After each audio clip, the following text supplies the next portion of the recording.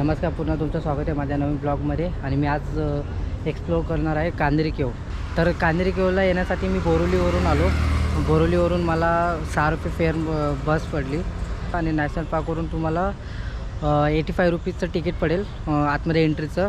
तुम्ही national park पण फिरू शकतात आणि सेकंड गोष्ट अशी की कांदेरी केव पण जाऊ शकतात. तर कांदेरी केव जाण्यासाठी तुम्हाला बस पकडावं लागेल, तिथून पण काहीतरी 10 रुपये फेअर असेल. आणि राहिली गोष्ट, जर तुम्हाला नॅशनल पार्क फिरायचं असेल तर तुम्ही तिथे बघू शकता, तिथं सायकल आहे. तिथं तुम्हाला 80 रुपये पर सायकल पडेल, म्हणजे 2 तासासाठी. आणि जर अर्धा तास त्यापेक्षा वरती गेला तर मग तुम्हाला 30 रुपये पर 30 मिनिट चार्ज काहीतरी लागतात.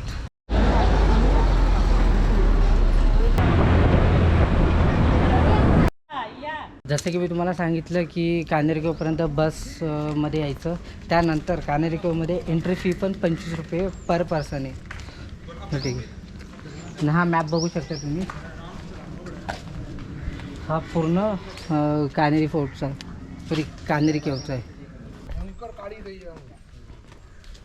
એટલે અમે ત્યાં ગયા ને તો પાણીની તરસ તો લાગવાની. हे लेणी क्रमांक 1 आहे. हे अपूर्ण चैत्यगृह आहे, तुम्ही बघू शकता आतमध्ये.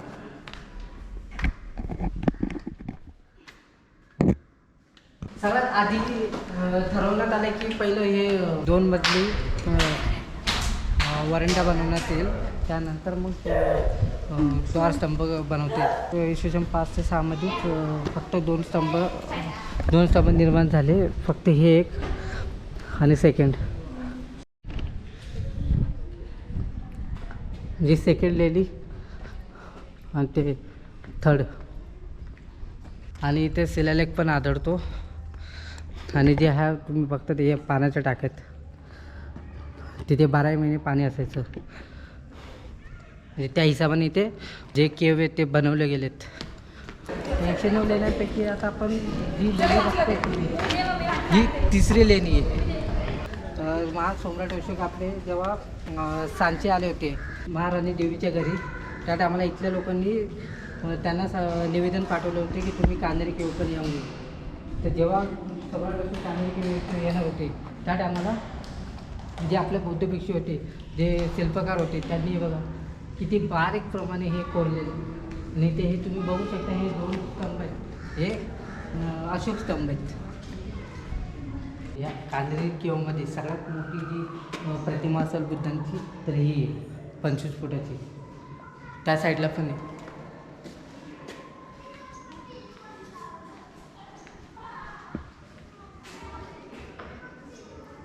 तुम्ही ती प्रतिमा बघतात या दोघं साईडला.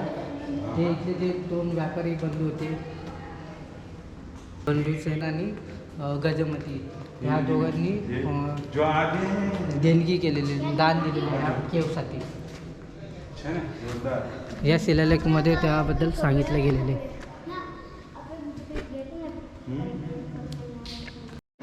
ओके, आता तुम्ही जे हे तोफ बघता ते इथे जेव्हा सम्राट अशोक आलेले तेव्हा त्यांचं सिंहासन इथं ठेवलं गेलेलं. ते इथून शासन करत होते जेव्हा ते आले होते तेव्हा, आणि हे त्यांच्यामुळेच कोरण्यात आलं होतं. यामध्ये आधी याच्यावरती लाकडाचं छप्पर होतं, जे की काही काळामुळे ते लाकडाचं छप्पर नाहीसं झालं. तुम्ही जे बघू शकता एवढं बारीक कोरलेलं हत्ती आहे.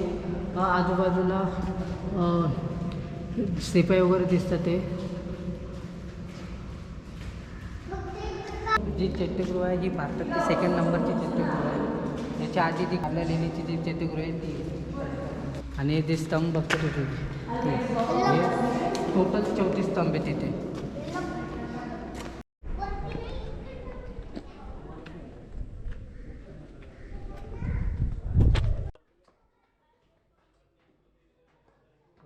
तुम्ही बघू शकता. आणि आपला बुद्ध मूर्ती माधवरावची इथं वरती पण लेण्यात आणि ह्या साईडला पण लेण्यात. तर ह्या कांदेरी केव अशा प्रकारे बांधले गेले होते की तिथं 12 महिने पाणी पुरलं पाहिजे. तर तुम्ही इथे बघू शकतात, हे जी लाईन आहे इथून त्या पाण्याच्या टाकीपर्यंत जाते, ही लाईन. विचार करा की काय डोकं लावून त्यांनी कामं केलीत. आणि त्यांनी एवढा मोठ्या दगडाला कोरलेले. 15 नंबरची लेणी आहे. आणि ही लेणी खूप महत्त्वाची आहे. आपले जे बौद्ध भिक्षू इथं राहायचे त्यांचे जो जेवणाचा हॉल होता तो हा होता. म्हणजे साईडला तिथे जेवणासाठी ते बसायचे आणि वरती तिथंच जेवण वाढलं जायचं. खूप मोठी बुद्धांची मूर्ती आहे आणि आजूबाजूला पण तुम्ही मूर्त्या बघू शकता बारीक बारीक. या साईडला पण वरती जाऊ शकतात. पायऱ्या दिलेत आणि त्याच टायमाचे पायऱ्या कोरलेल्या आहेत. काय विहीर काय सॉरी काही लेणार नाहीसे झालेत.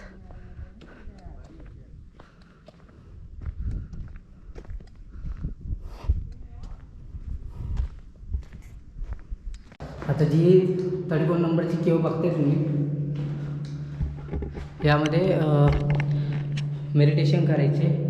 आणि अजून एक मला गोष्ट कळाली की तुम्ही बघू शकतात की जे वरती चित्र काढलेले त्या टायमाला कलर वगैरे दिले आहे बघू शकतात. आणि या साईडला नाही आहे. 2000 वर्षापूर्वी काढलेले चित्र आहेत. हे त्या काळातलं चित्र आहे आणि कालांतराने त्याची झीज झालेली आहे.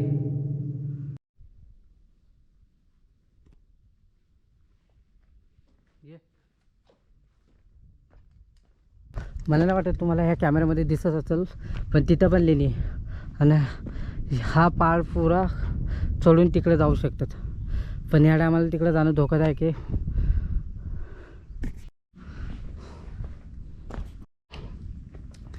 हे 90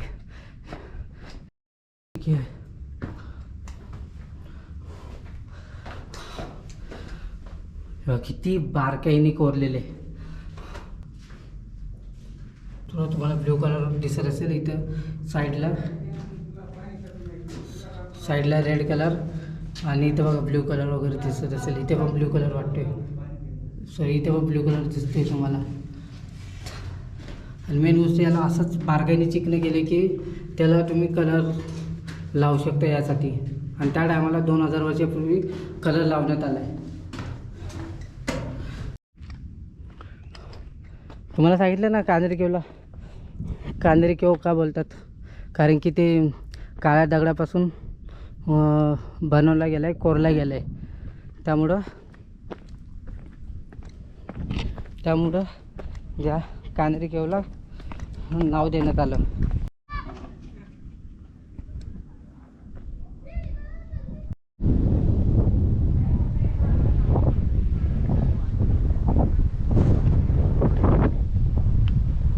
आपण आता ज्या लेणीमध्ये जाणार ते 67 नंबरची लेणी आहे. आणि ही लेणी पण खूप महत्त्वाची आहे. तुम्ही जे बघताय ही लेणी एकदम परफेक्ट त्यांनी कोरलेली आहे. ना कुठे छोटे ना कुठे मोठे दिसते, एकदम परफेक्ट दिसते. बघू शकता तुम्ही इथे. आणि ते खोले आणि वरती पण थोडंसं कोरले गेले. आय थिंक इथे दरवाजा असावा त्या टायमाला. आणि तुम्ही ज्या ह्या कोरलेल्या प्रतिमा बघताय तिथे बघू शकता की तुम्हाला कोणतीच प्रतिमा इथे व्यवस्थित दिसणार नाही. आणि ते बघा तोडण्याचा प्रयत्न केला आहे. आता ही केव महत्त्वाची काय माहिती आहे का, कारण त्याच्यामध्ये जे जीवनाचा प्रवास आहे तो पूर्ण दाखवण्यात आला आहे. दोघं साईडने हा पहाड आहे. ठीक आहे. इथं जे राहणारे लोक होते त्यांनी पाणी सेव्ह करण्यासाठी जी टेक्निक वापरली होती ती तुम्ही बघू शकतात की डोंगरावरून पावसाचं पाणी येईल तर या साईडने झरण्या टाईप वाहत जाईल. त्या साईडने या साईडने खाली येत राहायचं पाणी. इथं मध्ये गड्डे बघू शकतात. आणि या साईडला बघा, या साईडला पण गड्डे आहे. तिथे ते माकडा तर आंघोळ करताय. आणि तिथं मध्ये पण छोटे छोटे गड्डे ते यासाठी बनवण्यात आले होते की वरतून जे पाणी यायचं त्याचा प्रभाव कमी करण्यासाठी आणि जे वरतून माती यायचं ती तिथल्या तिथंच राहावी, पाणी गाळलं जायचं, त्यामुळे ते बनवण्यात आले होते. 2000 वर्षापूर्वी बांधलेला हा डॅम आहे. त्या डॅमाला पाणी सेव्ह केलं जायचं इथे. आणि जे खाली जे दगड आहेत बारीक त्याच साईजचे कापलेले आहेत बघू शकतात खाली पडलेले. कान्हेरी केव हे सगळ्यात मोठं विद्यापीठ होतं. आणि इथं जे राहणारे लोक होते, आपले जे बौद्ध भिक्षू होते, ते ह्याच पाण्याचा वापर करायचे. इथे पाणी फुल झाल्यानंतर ह्याच साईडनी इथून खाली पाण्याचा पुरवठा व्हायचा. जसं की तुम्हाला दाखवलं मी थोड्या वेळा आधी जे पाण्याची केव ती सिस्टम दाखवली. आता ही सिस्टम बघा. जसं इथं पहिली पाण्याची टाकी, जशी ही पाण्याची टाकी फुल झाली की सेकंड यामध्ये पडायचं पाणी आणि सेम प्रोसेस असायची.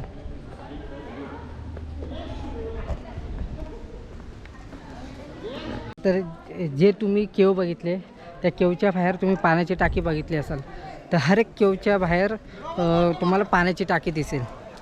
कांदरी केव एक्सप्लोअर केलं आहे, फक्त त्या साईडचे केव एक्सप्लोअर नाही केले कारण की ते खूप लांब आहे आणि दिवसा तिथं जाऊ नाही शकत. कारण प्राण्यांमुळे ती केव मी एक्सप्लोअर करणं थांबवलं. आणि महत्त्वाची गोष्ट अशी की जिथे जिथे आम्ही फिरू शकलो तिथे फिरलो आणि ती माहिती आम्ही तुम्हाला देण्याचा प्रयत्न केला. तर हा ब्लॉग इथे संपूया, भेटूया नेक्स्ट ब्लॉगमध्ये.